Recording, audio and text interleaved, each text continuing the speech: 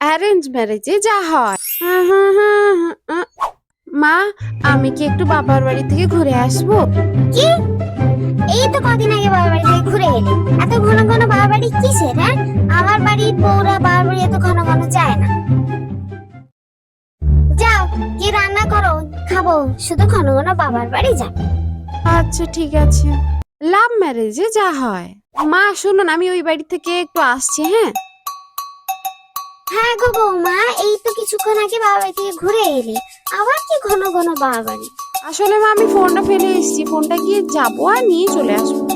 না, তোমাকে এত যেতে হবে না, কোকা এলে নিয়ে আসবে, তুমি যাও ঘরে রান্না করো।